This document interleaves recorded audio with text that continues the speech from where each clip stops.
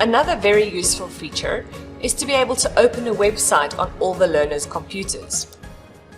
I already have a few that I've saved, but if you want to open a new website, you just go to Custom Website and place the full URL there. It's ideal to then remember it if you might use it again. So let's say we're going to Google Classroom.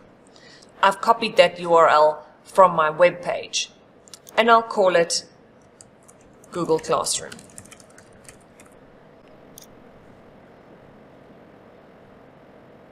And there it opens it on all the learners' computers, ready with a sign-in page. If it's the first time that the browser is opened on that computer, it may give other messages, such as first having to confirm the preferred settings for that browser.